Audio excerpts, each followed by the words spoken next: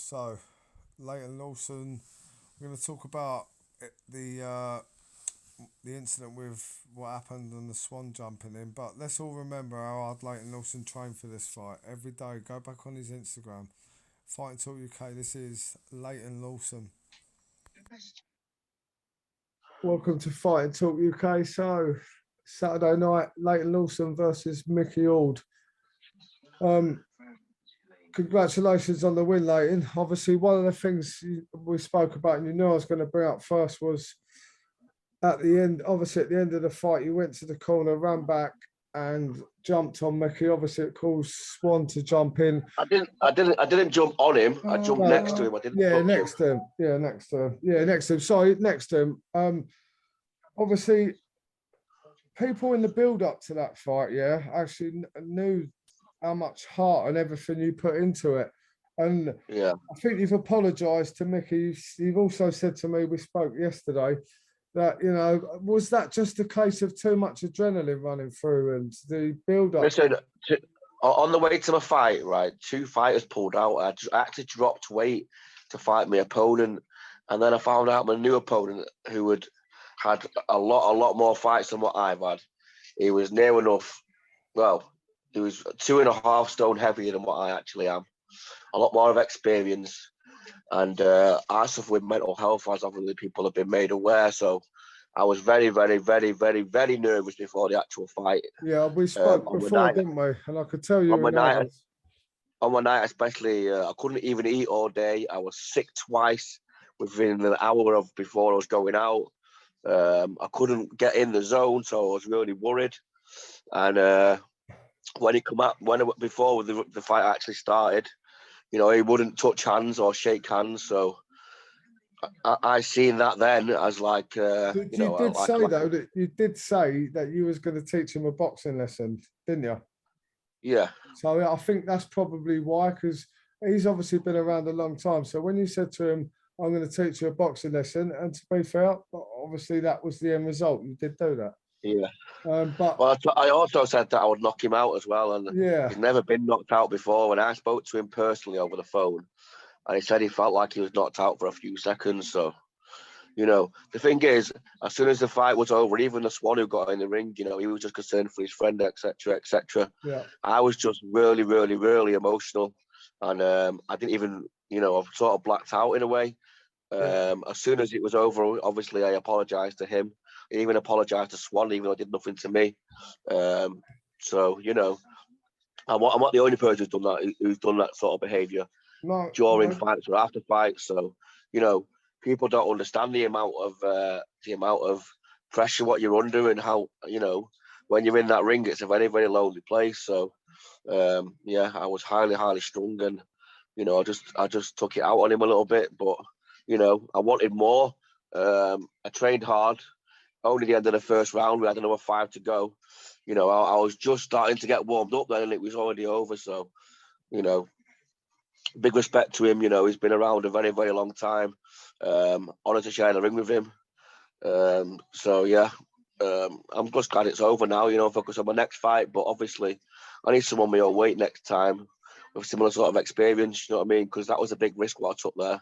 That could have really, really knocked my confidence. So I'm glad that I pulled it off on the night, though.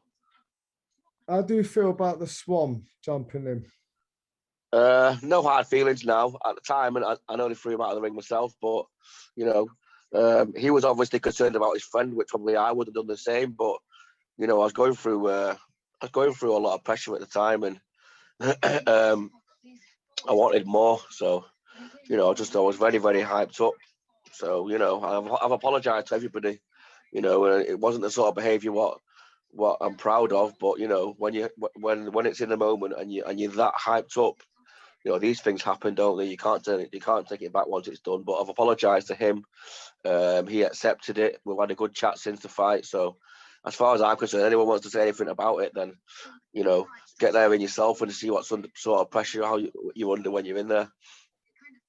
I saw you probably about half hour before your fight. Obviously, I was running about trying to interview people and stuff. And you spent quite a lot of time on your own, away from people, just looking at the ring. And did looking at the ring help you with your nerves? Like you were standing there because It sometimes wasn't I so much think, the ring; it was the music and that. The music was yeah, helping me. And the thing is, like, I put a lot of work into this camp. Do you know what I mean? And ideally, I should have been fighting somebody with my own experience, but I'm one of who do you them. I want won't back next out. then? Have you got anyone in mind who you want next? No idea. I'm new to the game. I don't know who's on my sort of level when it comes to fitness or ability. So I'm going to wait and see what gets put on the table for me. But that's for Levi who's my coach to decide. I don't know if you're aware, but there's a massive rumor going about, and I think this is depending on if Danny Christie goes to prison on Friday. But there's a massive rumor that Deval is going to be fighting Danny Christie on that. So you will probably be the co-main event, obviously, because you've got the winner stays on belt. Yeah. Listen, I'm not I won't actually shy out of any fights, but you know what it's like. It becomes political. I want to be evenly matched. You know what I mean? So it's a fair fight. Just Definitely. good job that. In saying that, like no disrespect, yeah. When we originally spoke, you said you'd had a couple of white collar unlicensed. Then someone said to me like you'd had 38 unlicensed fights and 18 bare knuckles. Now, bear in mind, I know people do talk a lot of shit, yeah. But what are you more experienced than like you actually let on? That's the biggest load of bullshit I've ever read in my life. I'd love to know where they get these stories from. Okay. If I would have had that many fights, I probably wouldn't still be fighting. I'm not that stupid. My health becomes more important. I've not had one single fucking bare knuckle fight. I think I've had about 10 or 12 white collar. But Yeah. you know what? Bare knuckle is nothing like white collar. It's not. Nothing You're like right. boxing. Nothing like boxing. Nothing like white collar. Nothing like amateur boxing. It's more of a slugfest. There is skill involved, but it's not like boxing where you can just pally your jab and things like that all the time because people are willing to stand there and bang. Do you know what I mean? So you've just got to, I listened to my coaches and took a step back as he was coming forward, and in the end, I got composed and moved around, and the game plan come into action.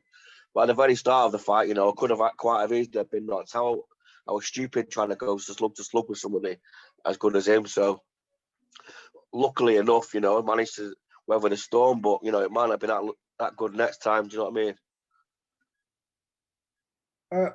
Have you been contacted? Because obviously 3D have announced another date in June. Have you been contacted by anyone from 3D yet about a possible opponent or to confirm your fight on that show? No. Well, Mickey was supposed to be my second opponent after obviously if I would have beat Dom, but I'm confident in my abilities. So Dom said he wants to fight me next, but I don't know. Let's see what they bring in front of me. Do you know what I mean? And see if it's the right sort of fight for me. Do you know what I mean? When will you be going back to training? As of next week, so I'll just have a week off now. Concentrate on get back into the rhythm of work. Even though I was working, but I'm still tired now. The whole day and the whole evening it just completely wiped me out. Still, like I've been to work for the last 2 days and I've had loads of sleep, but I still feel tired. So just catching up on everything, really. I'll be honest, like you arrived at the venue quite late, and obviously where we'd spoken, and it was one of the first videos I did for 3D, and it done really well. And we'd done another interview. I was getting quite late. I was thinking he ain't bottled it. Please say he ain't bottled it.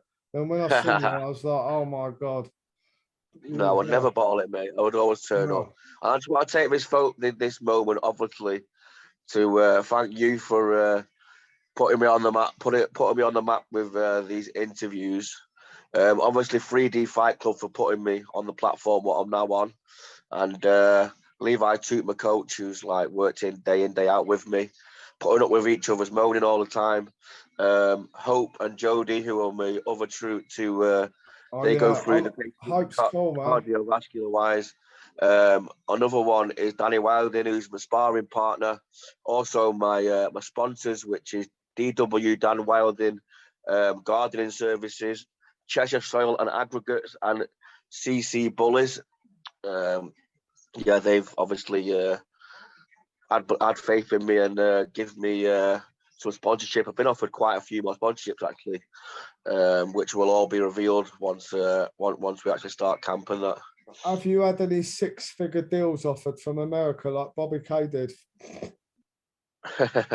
No, not as of yet, mate. But you'd be the first person to know if I did. Thank you. Big shout out to Levi too as well, man. Because obviously you put.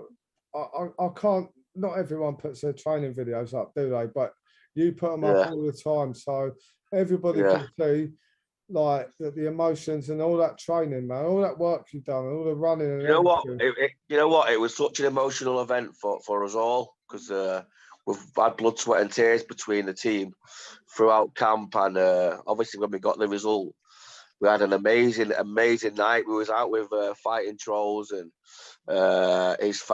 his team who come down, and we just had a really top weekend.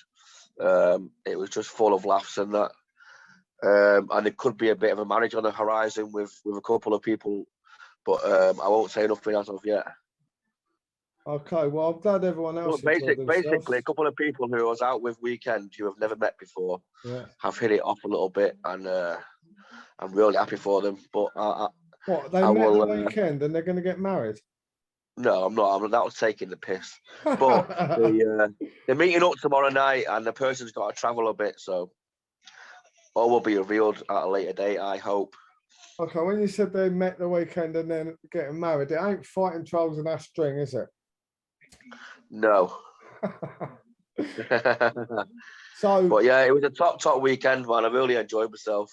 Yeah, but now it's detox time, back into camp. It was brilliant. I ended up being dumped with Bobby K all night. So next time, can somebody please consider like taking me with them? Yeah, I will do. Yeah. Well, you should have just listen. There's room with us. We ended up in a couple of little bars. We didn't want to go to the big venue. We just wanted to stick with the team and just go out as a team. And obviously Paul come, and now he's part of the family and that. So yeah, it was a top weekend, man. Like no regrets at all. Even though it was a bit messy, like there was no hangover or nothing because we had such a good time. It was just worth it. Do you know what I mean? And we had, as a team, like we had the best night. Like it was just funny from start to finish. Apart from obviously when you was nervous beforehand, and you know. Yeah, I couldn't help that, but you know, will you fight if any name they give you? Will you fight any name they come back to you with? Well, it all depends on experience, mate. I'm not going to go in with someone there who's had 30 or better knuckle fights again. No. I don't think that. No, that's definitely. Even though I took it and it was a big risk, and the result come off. I wouldn't leave Mickey without a fight. Right. But obviously, I'm trying to. Well, I'm going to protect this belt. So it needs to be fair, doesn't it?